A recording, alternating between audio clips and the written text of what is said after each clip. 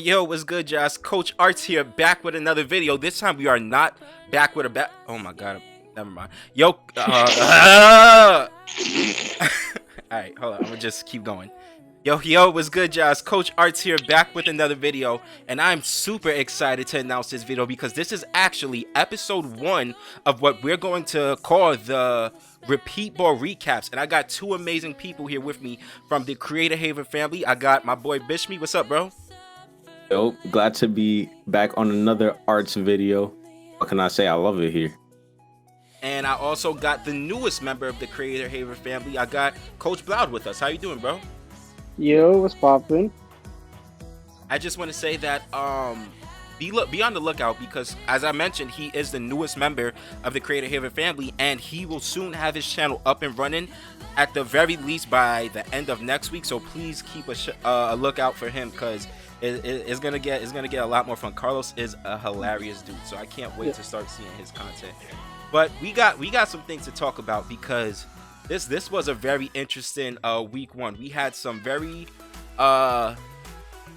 potent matches, in my opinion, as well as some controversy. So let's just quickly go through the matches of the week. We had the first battle was the Immortal Drampa versus the Lisbon Arcanines, coached by, of course, Coach Bloud and Coach Squid. We also had the matchup between the Nashville Niederkings and the Manchester Mimikyus. Coaches are Southside Braves and Peekaboo.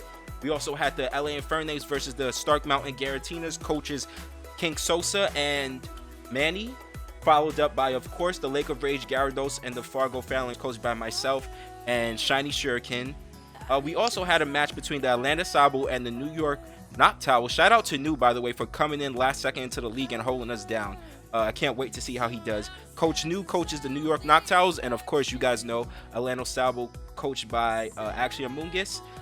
We also had the New York Nickets versus the Tokyo Toxapex, coached by Coach Bishme and James. And last but not least, we had the Wood City Quagsires, coached by Ryan, versus the Straw Hat Crocodiles, coached by Shade of Defeat.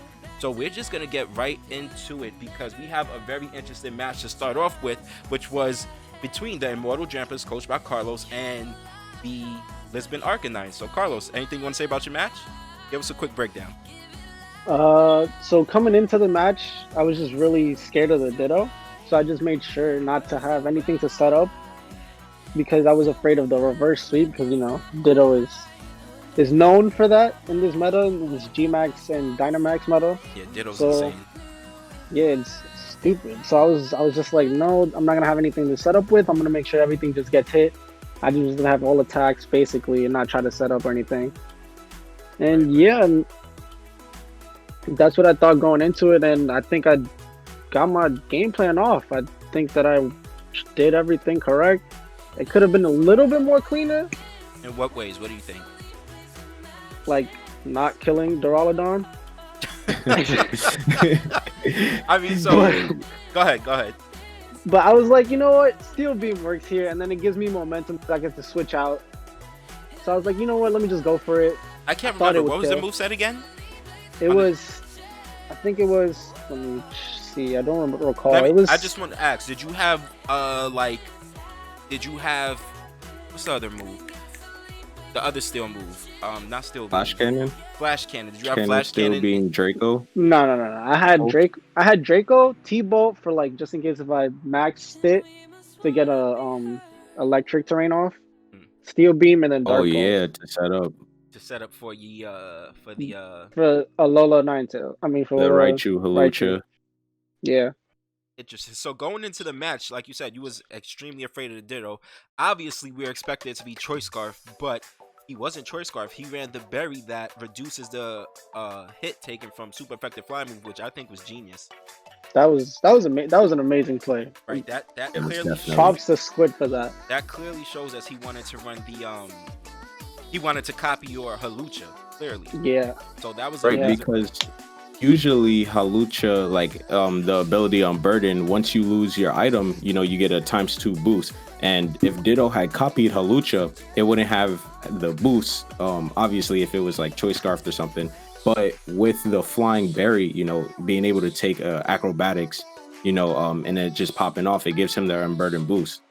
And you know, from that position, when he did get it off in the Dynamax form, I didn't know how the battle was going to turn out. Bro, that was genius. But this was probably, this was personally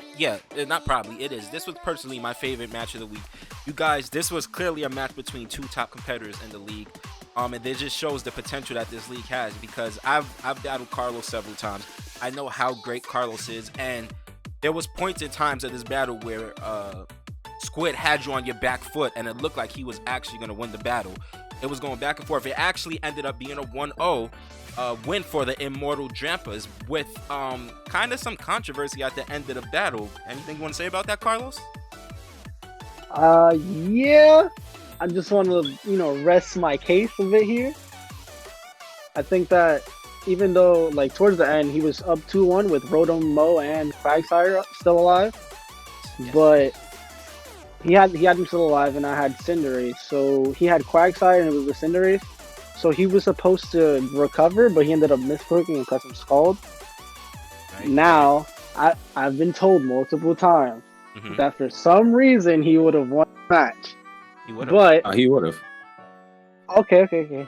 So I'm just gonna prove it to both of y'all that even though he misclicked, I still think that the Cinderace was my win con. Yeah, that's what you think. I'm not buying it, bro. I'm not buying it. All right. Let me show the facts. Let me show the facts. Hold on. Nobody run the couch. So he had 130 health. No, he had 30 health left, right? Now let's say he recovered. They would have gave him 101. Then leftovers would have brought him to like 145 maybe-ish. Now in that range, he's like at 73%, I think, or 74. I was looking at the calcs.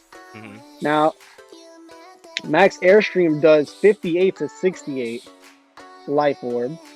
No, 58 to 69. Yeah, 58 to 69. So now, let's say I get the lowest roll, which is 58. He would have about 36% health. Not percent. Like, he would have 36, and then leftovers would have brought him like 40. Then after that, let's say he would have switched out. Oh no, he would have recovered again the next turn. I think. Wait, no. He would have recovered. He would have like again like to 140 again. He would have brought up back to 140 after recovering. Then he would have switched out. After switching out, Rotom would have died turn 3, let's say. Then my Cinderace is back to normal. That's when he has Quagsire out, and Quagsire would be at like, I'd say 120-ish, because he'd take rock damage. So at that point, high jump kick does 58 to 69, and unless I miss, right, both, it did the same as Max Airstream, which it could happen. Like we known that move is prone to missing. I just want to say this. Like I said, I try to, because I had ran the calcs myself. Because I was really interested to see what would have happened. I mean, you can't. It is what it is. You got the W regardless. So yeah, that's true. Right. I just wanted to see if he would have clicked recover. What would have happened? I think if he pressed recover in the long run, you probably would have won because of your plot armor. But no. Let me chill. I think even if he could cover, because like I said, his only chance at victory was legit. You would have had to get the lowest roll every single time on your Max Airstream.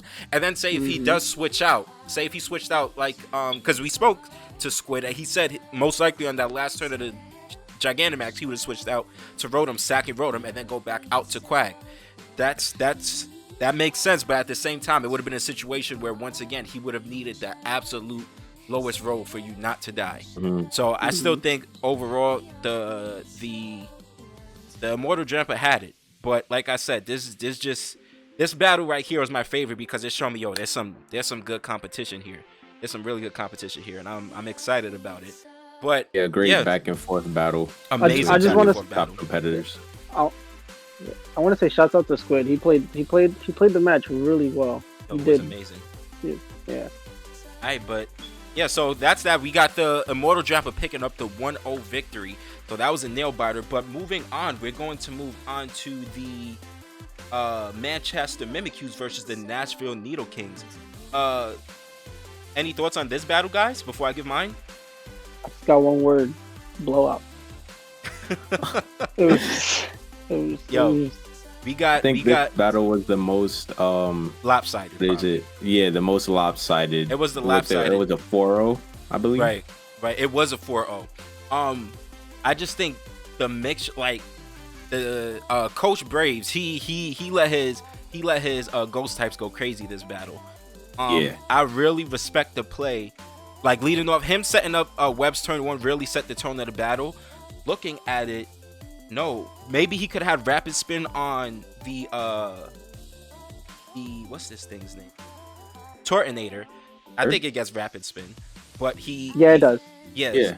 But him not having it really set the tone of the battle, and it allowed Marowak to take early control of the battle early, and then Dragapult just came in and does what Dragapult does. So, but to me, go ahead. Actually, I think Coordinator did have rapid spin. It's just he brought in his Marowak on the rapid spin to block it, so couldn't even do anything. See, this is why we need more than one person doing these recaps. They could clean up the mistakes. That was an amazing play.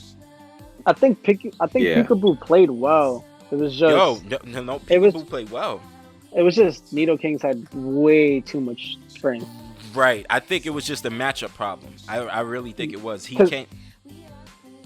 Go ahead. You look at his first top three, and Marowak, Azumarill, and Dragapult just hit stupid. I think you throwing Corviknight into the equation as well, bro. I know we have teams with themes, like we have Sun teams, but I think the strongest core might be this core right here. This Azumarill, Corviknight, Drago. That thing is crazy. And he definitely showcased that. We had Dragapult picking up, I believe Dragapult was the kill leader of week 1. And at this moment, it still is. Before he picked up 4 kills, which just shows how dominant this thing is potentially going to be. And he named it MVP, so I thought that was funny because he definitely let it show out in week 1. So yeah, shout out to both those coaches with the Nashville Needle Kings picking up the 4-0 victory. That was, like we said, that was probably the most dominant victory. So they made a strong statement. Following that battle, we had the LA Infernates versus the Stark Mountain Garatinas. And out of all the battles, it's funny because we talked about this one off camera and we have different opinions about it. This is probably my second favorite battle because I know sometimes people just want to see battles where things are just getting KO'd left and right. But this battle, I think there was a lot of thought process that went into this battle just because of the matchup. They both had things that could take hits well from what the other person had, on top of the fact that it looks like they did kind of both build bulky, but at the same time, I just think it was a matchup where they really had to grind in order to break through that team. Now I know we hear about timer all the time, but if there was one battle that exemplifies why 20 minutes sucks, is this one right here. Because I legit think if this battle would have lasted, say if we had 25 minutes, I think we would have fight. The thing about this battle is I think no one had momentum in it throughout the entire battle. There's not one moment I could say, oh yeah, Manny had momentum or Sosa had momentum. I think that when the battle ended because of timer, by the way, this match ended up being 5-5. Manny ended up being the winner due to the health differential. But I legit think right as the battle ended was when someone was finally getting ready to start picking up momentum. So I really did like this battle. It was a back and forth, but I think it had to be played that way just because of the way their teams matched up against each other. Any thoughts, guys? Yeah, and I definitely agree with you because in the last turn where it finally winded down, you have Kingdra with the rain up. That's already scary. Swift swim, and the last turn, Hatterene set Trick Room, which kind of flips the script. Hatterene is also his G-Max, so the Infernates would have went first. So I think if we had more time, we would have actually started seeing a lot of momentum gearing up, being that Manny has a rain team with Poliwrath, Kingdra, Politoed. His mons were geared to be faster, So we would have seen a lot more out of the battle, other than it ending with 5-5. Being a 5-5, And right. just I want to say Go ahead. something about Manny's team.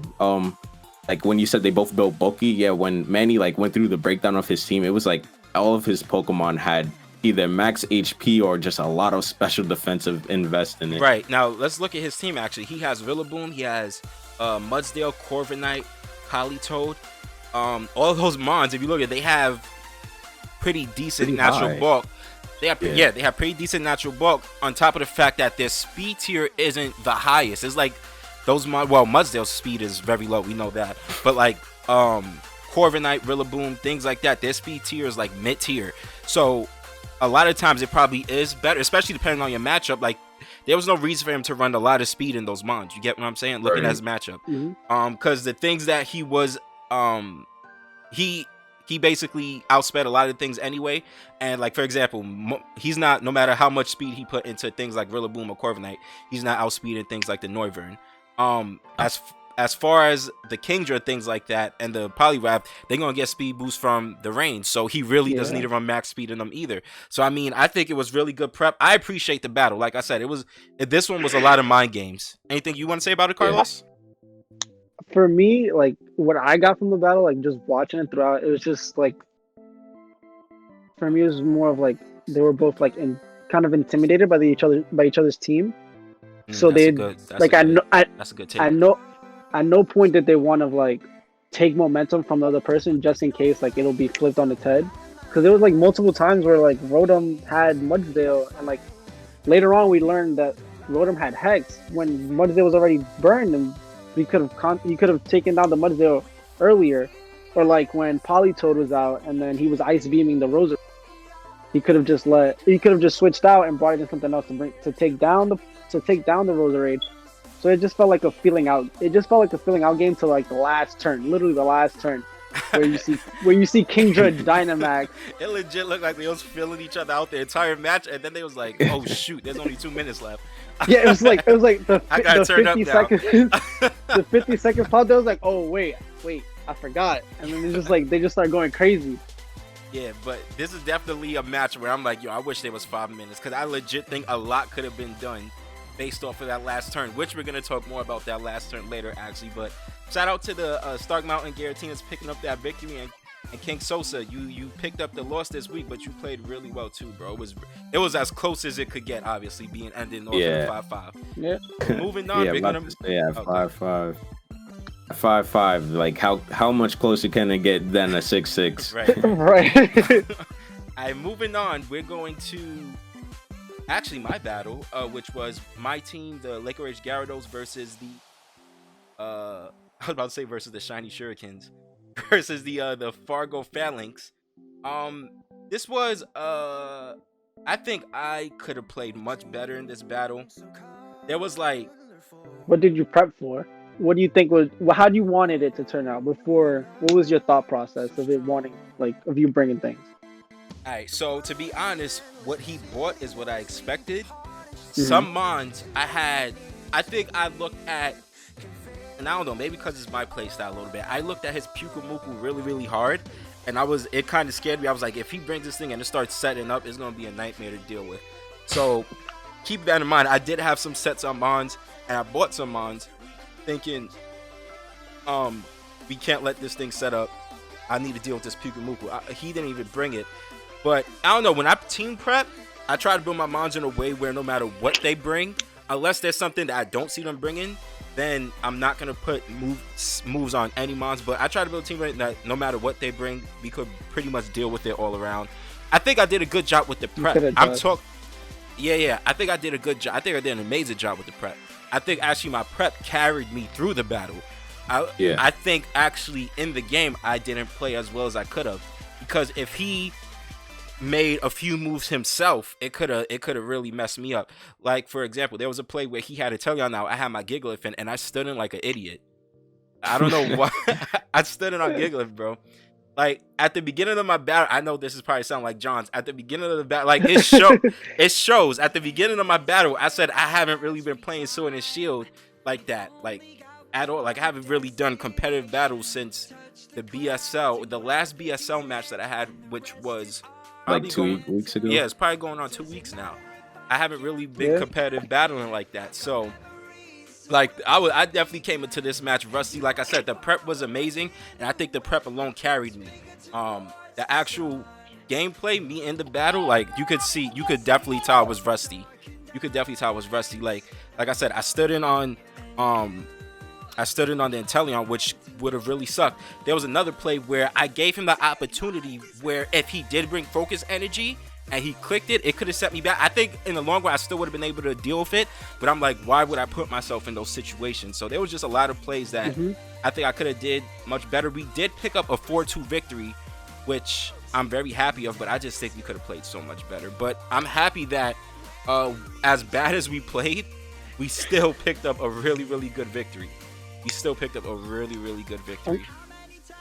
I mean, going into it, I'm glad that you stuck to your guns. That even though like you said from the beginning of the video, you was like, every time Ninetales comes in, I'm bringing in Gigalith. I'm stopping the Royal Veil because that I think that really helped you because it's like it stopped Ninetales from setting up because that veil is strong. The veil between the veil and the slush rush, I was like, my sand does a lot for my team, obviously, because we do have the midday Lycan Rock, as well as that boosts his special defense and it boosts his Gigalith special defense, as well as getting chip on everything on his team, whether it be breaking sashes or whatnot and all of that good stuff. But the ice really, really did a lot for his team. It gave him opportunities to set up a Warrior, like we said, and the slush rush for the Sand Slash. We couldn't have that because Sand Slash could hit extremely hard, so we definitely couldn't let that happen. But yeah, like I said, we did really well. I just want to shout out Gigalith and Vikavolt because they did so much work. They didn't get, I don't think they picked up any kills. I think Gigalith picked up a kill from residual damage from the sand stream, but between Gigalith setting up rocks and Vikavolt putting up webs, bro. Right. Oh yeah, and setting up webs. Yeah, because that allowed Gyarados to come in and outspeed Inteleon. It did so much. So shout out to them too. Any thoughts on this battle? I want to say when I was watching it from both sides. So you uploaded first, so you just kept putting yourself like in a great position. Like I want to say it didn't seem like you were ever behind in the battle, and then watching it from Mac's side, like seeing his thought process and seeing like his plays, I want to say he didn't play bad. Sorry, he didn't play bad either. Like he kept up his as much as he could, because at any point you bring in Gyarados and start killing stuff, and like usually when I watch people's battles, I'm like, well, maybe I would have done this, maybe I would have done that. And I want to say when I was watching him play, like I was like, no, that makes sense. I could see why he did this, why he did that. But you know what? It better have made sense because he takes the whole time to make his plays. So it better have made sense, bro. That's all I'm saying. That's all I'm saying. The only thing I want to say, like and this is one play, is when you had Gyarados Dynamaxed and I believe he had an Inteleon. And he went to hit you because if you went for a Dragon Dance, that was game. No doubt. I think if he would have brought in Ninetales and you Dynamaxed and killed the Ninetales, he had a free switch into Sand Slash. And I'm not sure who would have been faster, Sand Slash in the snow, in the hail with definitely been faster because we had our webs, right? So we still would have been faster. Okay. So I mean, like once at that point in time when I sent out Gyarados, the battle was basically over. It was definitely over. I did some things with Gyarados so I don't want to talk about right now. We'll talk about that later. But I kind of, now I was gonna say, I'm not gonna say salty, but I was thinking about it, I was like, yo bro, you couldn't just let me get the 4-0, because I definitely understand his thought process, saying the opportunity is there for me not to let him kill any mons. I could just let this last 30 seconds ride out. I'm gonna look out for myself for the future, just in case like battles do come down for different runs, but at the same time, I'm looking at it from my point of view, like I did really good prep. I'm Yeah. gonna win the battle, so why not just let me have it? You get what I'm saying? Because You you feel like never you know. got cheated a bit? Not cheated, because I'm gonna say something about my stupidity. So like, cause it could be a situation where maybe I do need the 4-0 for the future. You get what I'm saying? Yeah, And at the you end of the did. day, I did win the battle, and it was. But looking back at it, I'm not even sure I would have been able to get the 4-0 because of my stupidity with what I did with Gyarados. Because I think me switching out, like if I could sit in with Gyarados, I definitely would have secured a 4-0, no doubt. Yeah. But I don't know why I switched out. Like that was, if there's ever such thing as a choke, but I still like I choked and still won. Like like it was really, really. I don't know why I switched out. I still can't explain why I switched out.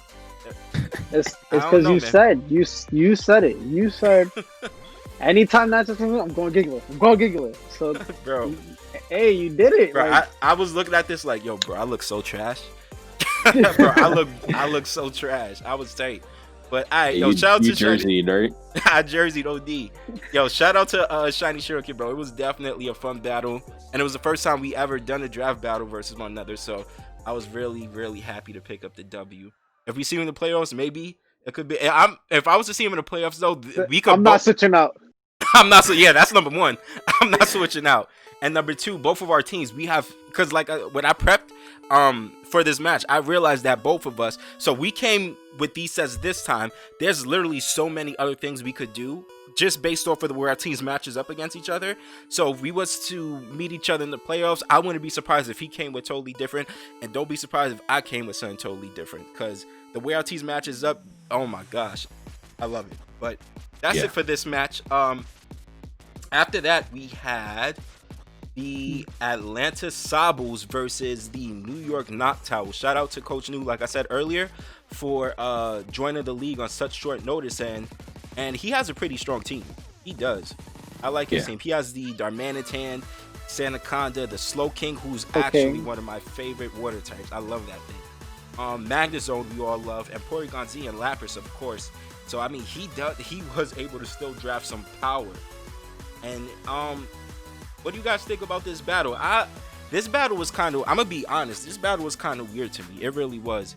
I spoke to Amoongus Sue, and I was like, both of you guys did well. Obviously, Amoongus, he picked up a pretty good it was a 2-0, right? I believe it was 2-0. Amoongus picked up the it was a 2-0. It was a 2-0. Yeah, 2-0, he picked up the 2-0. Now, looking at this battle, I really don't understand why Coach New sacked so many mons to the Blastoise. Yeah. He gave him so many mons because he did, especially if he Dynamax. Who was it? Was it Magnezone. It was Magnezone, right? I think right. Yeah. He could have done so much. He could have Dynamax earlier. He could have sent a Magnezone, Dynamax. Like he let so many mons die to Blastoise unnecessarily. So I don't know. This was a very weird battle to me. This is definitely one that I watched more than once. Clearly, most of the battle, Amoongus had the momentum, especially, and I think Coach knew it was probably a situation where he panicked in front of the Blastoise once it got the Shell Smash. That has to be it, because I really don't understand why he sacked so many mons. Yeah, and in the battle, after the Shell Smash and the G-Max, he brings in Lapras. Like, I could see why you want to block the Hydro Cannon, like you said. But then after that, it was kind of like you said, he just started sacking off mons, and Right. Going up against the Blastoise, I could say is intimidating. Having gone up against one of those. I mean, I think. But like. He could have done a lot more with his Galarian Darmanitan. I think the issue was letting the Shell Smash go off. I don't think he could have prevented it, though. That's what I'm going to say. There's no way he could have stopped it. He couldn't have, but I mean, not that he did know, but as we saw in the video, Blastoise had Focus Sash. So even if he got like an OHKO move off, like something to kill Blastoise off, he still needed chip. He still needed to hit him with something. So I feel like at that point at that point I think you sack the Sandaconda, like you keep the Sandaconda in and don't switch out to Lapras right away. Because I feel like that, I think to me that would have been an obvious play of the Shell Smash going off first. Because because Oh, right, that's right. a win con. As soon as you get that shell smash off, like you basically have a huge amount of momentum. Like Yeah, anything you that can has start shell sweeping. smash, anything that has shell smash, you're like scared of. And you know what? I believe he was the sand spit ability. I want to say. So like, if he got hit, he would have been able to take him out. No, he wasn't actually because he's taking damage. But I was about to say, yeah, he wasn't. you know, like you said, just yeah, if he was and like just getting off a hit on the Blastoise, you know, because you got to break the sash instead of switching straight out. And especially, you know, Blastoises are just known for shell smashing. So just in the case that they might be focus sash, you always gotta hit it first, you know. Kind of like where Mac did against the Gyarados. You know, you gotta go for that hit, because if they get the setup off, you definitely lose. Right. No doubt. But like I said, the Atlanta Sables, they did amazing that week, picking up the 2-0 victory. Shout out to Coach New, one of our New York veterans here. How you doing, bro? Yeah. But yeah, shout out to the Sables picking up that 2-0 victory. They're on the board early, and I'm happy about that. Followed up by actually the most recent match that was uploaded. We have the New York Knickets versus our good friend James and the Tokyo Toxapex. Bishop, take it away. All right, so I want to say going into this battle, I looked over his team, and it wasn't anything on it that really scared me, like other than the G-Max Duraludon, the Gallade, and the Toxapex. Like other than those, I didn't really see any. Oh, and did I mention Haxorus? those four, I wasn't really worried about the rest of his team. So Yeah, I because figured they you're were just gonna coming. hack the rest, right? No, that wasn't the case. I figured there was no way he could stop my son. Son looks amazing. As long as I just bring some coverage moves, I should be straight. In leading off in the battle, I started with my Torkoal to get up my Stealth Rocks, and after that, I figured I could just let Sun go off. Like Carlos did say, I got extremely lucky in this battle. Super lucky. I don't know what was going on. Like I said, unless I had super luck, the ability on Weatherman. It was I couldn't tell you, outfit, but bro. It was your Yeah. Weatherman outfit. Yeah, that's what it was. It was definitely the Weatherman outfit. I wouldn't say It was like real the sunny big on your side. plays. Yeah, I don't know what happened. Like air slashing the Gallade for a flinch, getting a crit on the Toxapex on the next turn, and where his Duraludon missed a Draco Meteor on my Torkoal, and I was able to just take it out with G-Max Vine Lash damage and Earth Power. Other than that, though, I want to say that James repeatedly and constantly put him in a position to win the battle. And although like I hexed his Gallade and crit his Toxapex, like going down to the end, victory wasn't certain for me, because he made great plays where he took out my Venusaur G-Max and taking off my Heat Rock on Torkoal so that my son wasn't my advantage state was nerfed. So at the end we see him go for a Dragon Dance on Haxorus and then Dynamax it, and Haxorus after a Dragon Dance is almost like Gyarados. It's not gonna keep getting boost, but it's gonna hit hard. Bro, I don't think I could have Haxorus stopped it is at that definitely point. one of the scariest dragons of all time, in my opinion. Yeah. That thing is a monster. I've always tried to draft it in draft leagues. It just never works out for me. I try so hard to get my hands on it. But I just want to say, shout out to James. I don't know if he's been playing Pokemon on the low without telling us, but he legit impressed me in this battle. He really, like you said in the Discord, he really showed a lot of improvement from PWD season, which is funny to say because he legit went basically undefeated in season 1. Which is so it's crazy, but like he had like his team in general was just very hard to get past. I think this battle showed a lot more improvement in like his knowledge and skill of how to play the game, so I was impressed with that one. Shout out to James with that one. Anything you want to say, Carlos? Anything you got on it, Carlos? I was gonna say I think he played really well. Like you said, you at no point where you like, yeah, I won this. Like that's it. My win condition is met. I got this. A smooth sailing from here. Because like at any point he could have just it could have been like the wrong turn and like you were done for. So like he put himself in an amazing position every single time. It's just RNG, like you really can't say nothing. You really can't say nothing about it. It just sucks.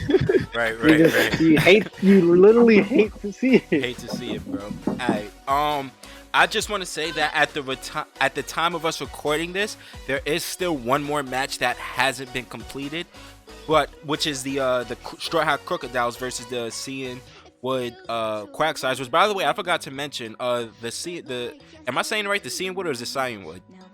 I thought it was Cinewood. Okay. Cinewood. Oh, no. I didn't mention that they were the champions of season 1. So Shay does have a tough matchup ahead of him. Like I said, they're actually about to battle now. So we're recording this, and then after that battle gets done, we'll definitely add in the results of that battle as well. But at the time, yeah, those are the victors. Shout out to everyone. I think everyone played really amazing week 1, which makes me really excited going forward in this draft league. What do you guys think about the overall outlook of week 1? I think it was great. I feel like everybody's like, you have to realize it's week 1. Everybody has to get comfortable with their teams. Like, I'm pretty sure a lot of people are drafting Mons that they never drafted before. Like, for me, I have never used like in like competitive, except for maybe like Rhyperior. But other than that, like it was amazing. I think everybody played well, and like I feel like it'll get more intense and more like crazier outcomes as we go along, because people are gonna get more comfortable with their teams and like realize, oh, I can use this set, I can use that set. Like realizing the strength of their team. How about you, I think that'll work. Yeah, I definitely agree with Carlos. You know, as the weeks go on in a draft league, the first week is always the hardest because you're not sure how your team operates, you know, unless you draft the team that you've had before, which could be the case sometimes, but is usually not, because you get snipes here and there. And so like in this first week, we've seen a lot of close matches, whether it's like 1-0, 2-0. You know, like we said, the only match where it was the biggest difference was the Nashville Needle Kings and the Manchester Mimikyu, but even then it was still a great match, you know. So just going forward, I'm looking forward to seeing more close matches. One thing I do like about the PWD is most of us are recording, so every match we could see and you know, cover. So looking forward to it. Yes. All right, and now we have a little fun. Well, this is not us taking shots at anybody. This is us just having fun, and we're about to look at some clips. And we're gonna call this little section of the video the "you hate to see it" moments. Bruh.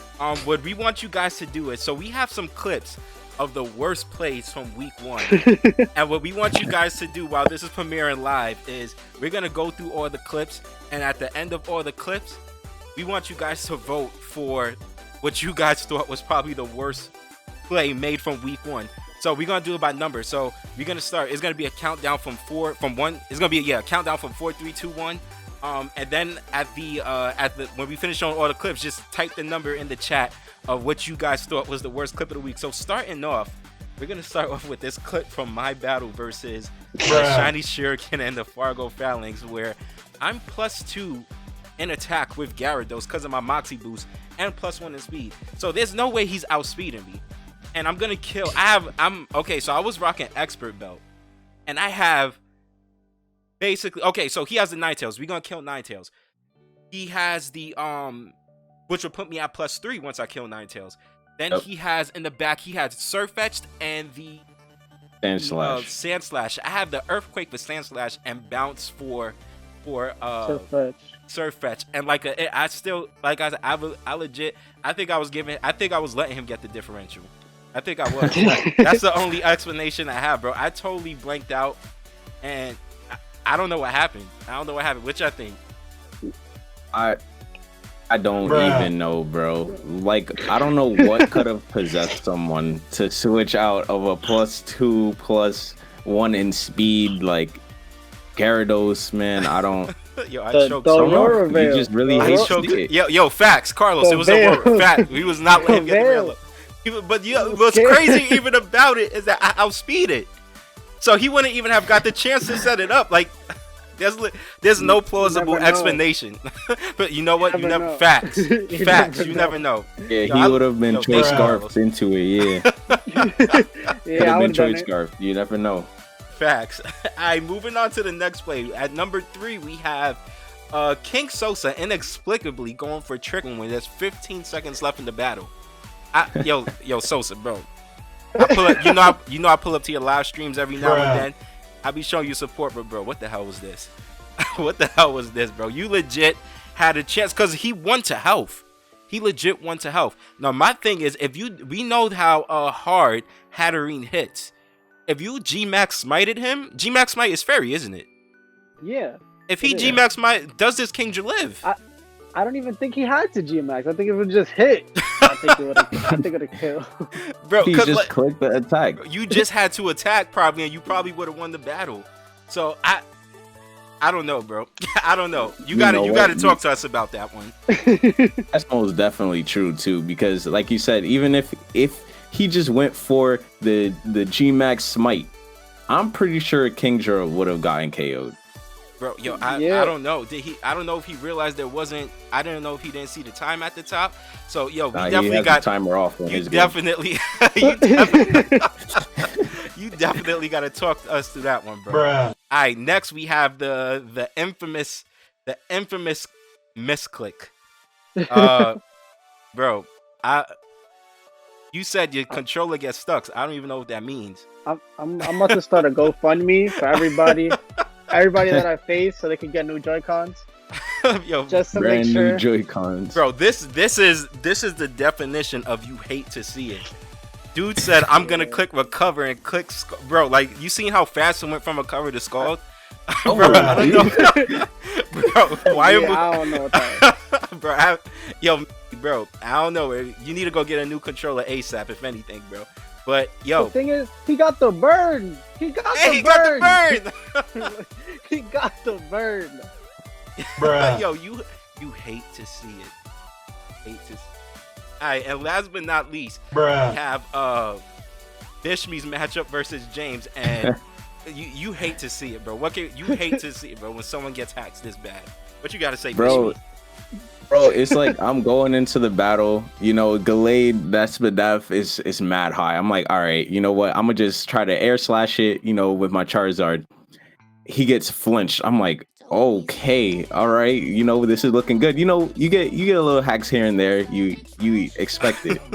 And he switches into Toxapex, and Charizard gets a crit, which almost it forces him Bro. to either get out or like, I don't know. I That don't know. The was not Charizard playing. That Charizard was on not some next. playing. Like Charizard said, "Nah, I'm pulling up today. That's a fact, bro. The sun was is out. feeling good, it's, bro. it's a sunny Bro. day." I just It's a sunny felt day. bad.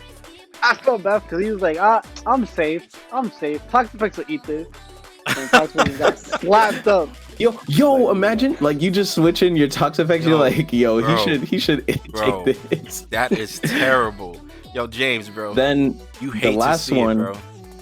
the last one where after those two, like I was still feeling good. You know, it didn't have too much of an effect on the battle because he just winded up sacking his Gallade. You know, Toxapex has Regenerator, so it gets the health back, and it was kind of like I see it as Charizard winning the 1v1 versus Gallade, which I was like, okay, but near the end of the battle, he brings in Duraludon and goes for a Draco Meteor, and I was like, you know what?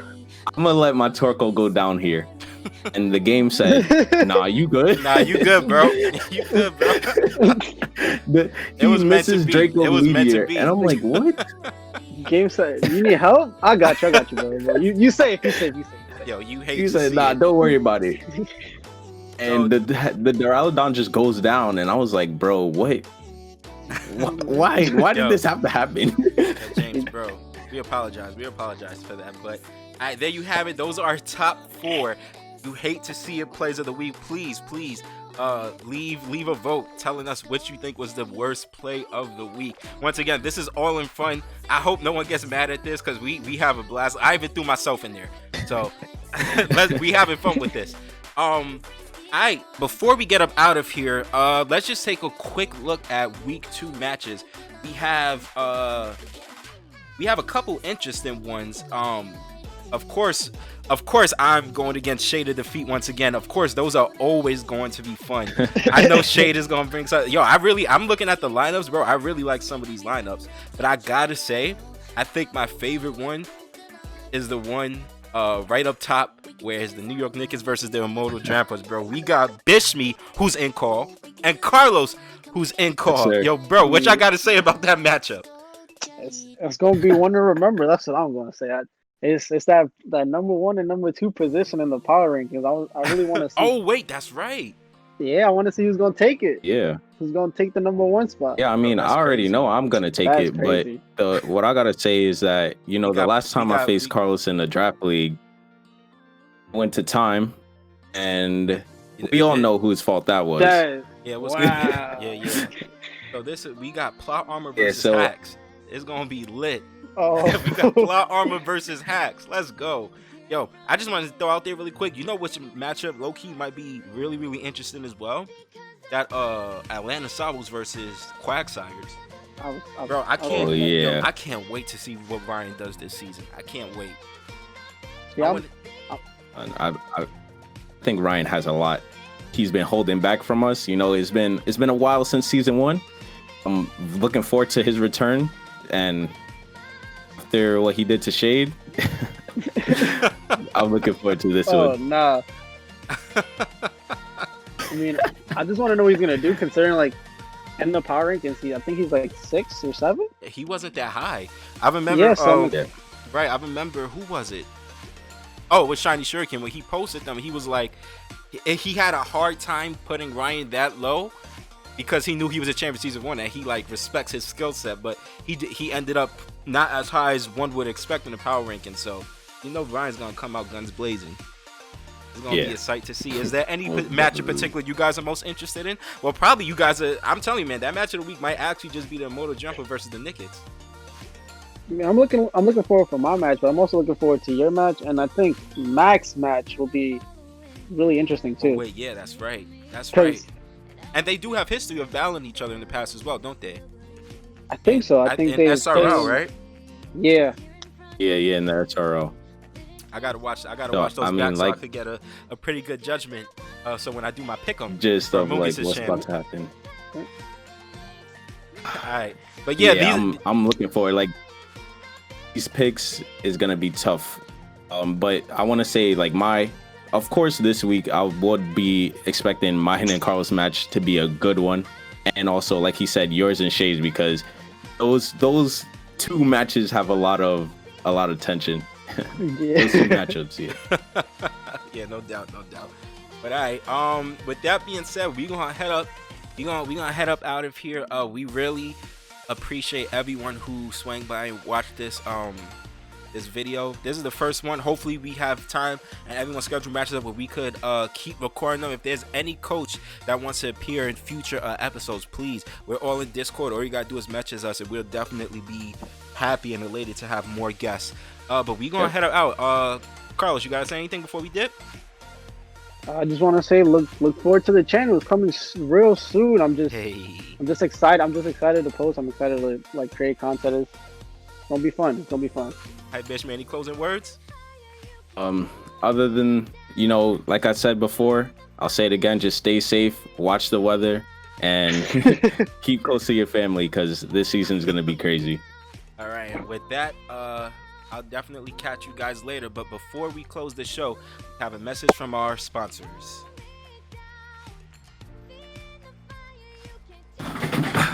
Hey guys, what's going on? Thank you, Arts and Carlos, for sending it over here. Back again with the weather. So this week we've seen some amazing weather. We had the rain going on and the sun, of course. They weren't in the same spots, obviously, but the sun kind of got nerfed, is what we hate to see. And I want to say, Manny, he played his rain great. And then outside of those two, we did have a very close one where it started hailing, but then immediately after the sand started, like I don't know what was going on there. Like even when you thought the hail was good, it started sandstorming. So I mean, the only safe time I would say you could go outside is if it's raining, because unless you want to start getting all sweaty in the sun, like, man, sandstorms and lichen rocks or hailing and sand slashes, bro, you don't want to be out there. So I want to say it was a great week for the weather this week, and thank you guys for tuning in. See you guys in the next one.